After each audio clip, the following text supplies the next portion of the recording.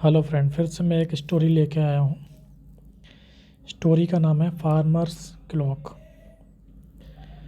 Farmers में जो S लगी हुई है लास्ट में, वो अपोस्ट्रॉफी एस है। फार्मर्स क्लॉक मतलब किसान की घड़ी। वंस अ फार्मर्स क्लॉक, एक बार एक किसान की घड़ी, वाज लॉस्ट, खो गई, समवेयर कहीं। लॉस्ट मतलब खो गई, समवेयर मतलब कहीं। ऑल दो हालांकि, the watch was not valuable, घड़ी थी वो वैल्यूबल नहीं थी, कीमती नहीं थी। The farmer was emotionally attached to it and wanted to get it back by any means. किसान था, इमोशनली मतलब भावनात्मक रूप से जुड़ा हुआ था, अटैच्ड मतलब जुड़ा हुआ था, टू इट उससे, एंड वांटेड और चाहता था, टू गेट इट बैक वापस पाना, बाय एनी मीन्स मतलब किसी भी तरह से उसको वापस पाना चाहता था।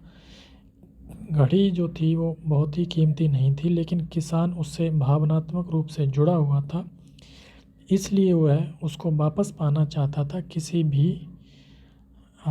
भी तरह, बाय एनी मीन्स किसी भी तरह।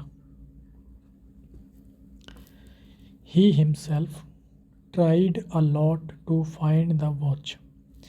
ही मतलब उसने, हिमसेल्फ मतलब खुद, ट्राइड कोशिश की, अ लॉट बहुत कोशिश की, टू फाइंड ढूंढने की, द वॉच घड़ी को, some time in the room कभी कमरे में, समटाइम्स इन द इनक्लोजर कभी दीवारों पर, and sometimes in the heap of grains कभी अनाज के ढेरों पर। बट लेकिन, even after all the efforts लगभग सभी प्रयासों के बाद भी, the clock was not found घड़ी थी वो नहीं मिली। ही डिसाइडेड उसने निर्णय किया, दैट कि he would take the help of the children in this work, and he called out, listen children. He decided उसने निर्णय किया, दैट कि he would take the help वह मदद लेगा, ऑफ द चिल्ड्रन बच्चों की, इन दिस वर्क इस काम में, एंड और ही कॉल्ड आउट उसने पुकारा, लिसन चिल्ड्रन सुनो बच्चों, whoever finds my lost watch I will give 100 rupees as a reward. उसने कहा, हु एवर जो कोई भी, फाइंड्स ढूंढता है, माई लॉस्ट वॉच मेरी खोई हुई घड़ी को, आई विल गिव मैं उसे दूंगा, 100 रुपीज़ 100 रुपये, एज ए रिवार्ड पुरस्कार के तौर पे मैं उसको 100 रुपये दूंगा जो मेरी खोई हुई घड़ी को ढूंढता है। देन वॉट वॉज इट तब क्या था, देन वॉट वॉज इट तब क्या था, all the children were busy in this work with a lot of noise. All the children सभी बच्चे, वर मतलब थे, बिजी मतलब व्यस्त, इन दिस वर्क इस काम में, with a lot of noise बड़े शोर शराबे के साथ सभी बच्चे इस काम में बिजी थे। दे स्टार्टेड उन्होंने शुरू किया, सर्चिंग ढूंढना, एवरीवेयर हर जगह, up and down, outside in the अंदर बाहर मतलब ऊपर नीचे, बाहर कोर्टयार्ड आंगन के बाहर, एवरीवेयर हर कहीं। बट लेकिन, इवन आफ्टर आवर्स पास्ट घंटों के बाद, घंटे निकल जाने के बाद, the clock was not found घड़ी थी वो नहीं मिली।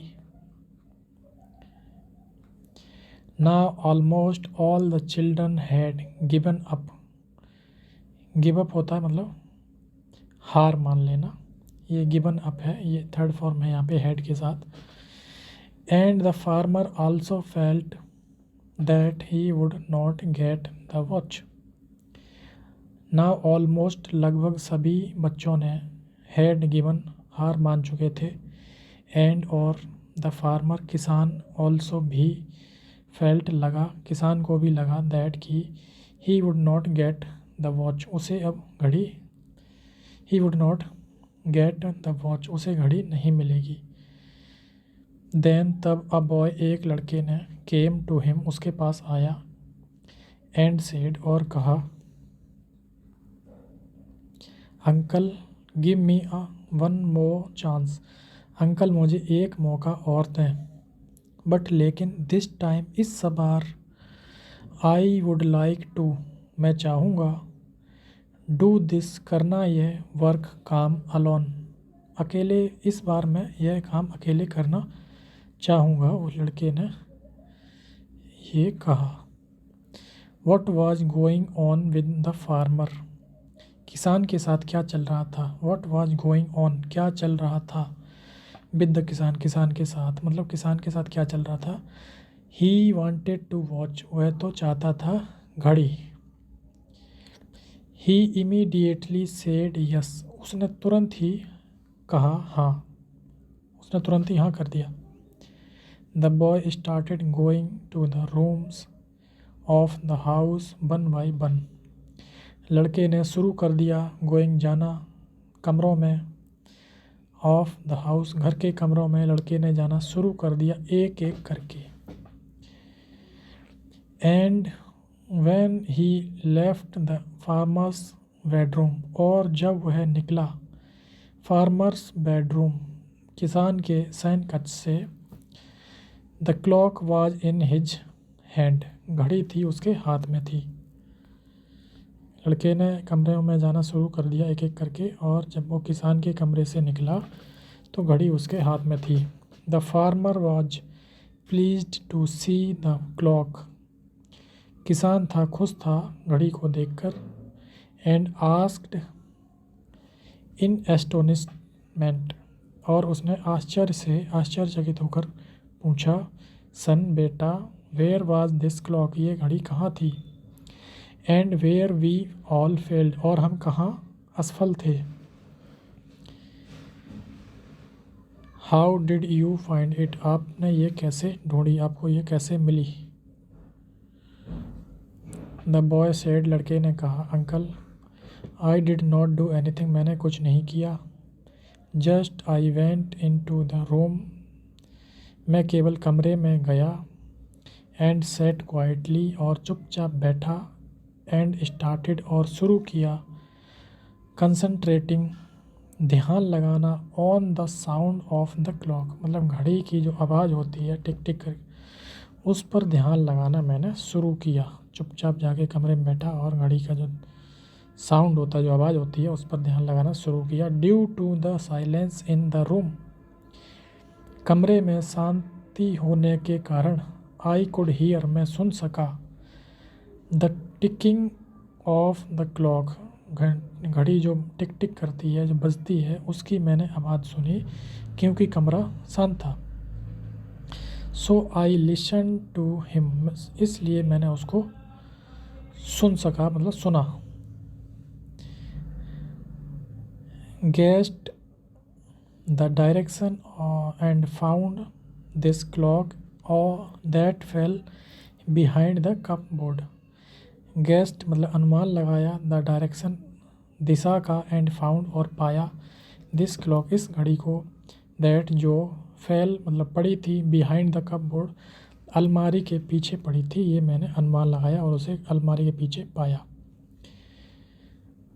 फ्रेंड्स दोस्त just as the peace of the room proved to be helpful in finding the clock जैसे पीसफुल ऑफ द रूम कमरे की शांति से प्रूव्ड हो गया साबित हो गया हेल्पफुल मतलब मददगार इन फाइंडिंग द क्लॉक घड़ी को ढूंढने में जिस तरह से कमरे की शांति से प्रूफ हो गया कि है कैसे हेल्प मिली।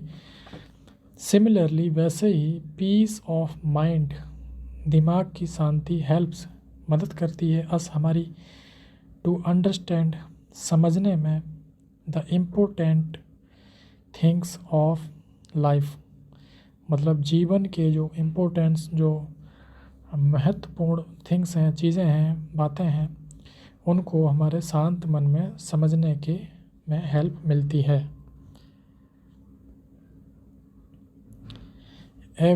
एवरी डे, हर रोज़, we should take some time for ourselves, हर रोज़ हमें लेना चाहिए कुछ समय फॉर आवर सेल्फ, खुद के लिए, अपने लिए, इन विच, जिसमें, वी आर कम्प्लीटली अलोन, जिसमें हम पूरी तरह से अकेले हों, इन विच, इसमें, वी कैन सिट, हम बैठ सकें, पीसफुली मतलब शांति से, एंड टॉक और बात कर सकें, टू आवर सेल्फ खुद से, अपने आप से, एंड लिशन और सुन सकें, टू आवर इनर वॉइस और अपने अंदर की आवाज़ को सुन सकें।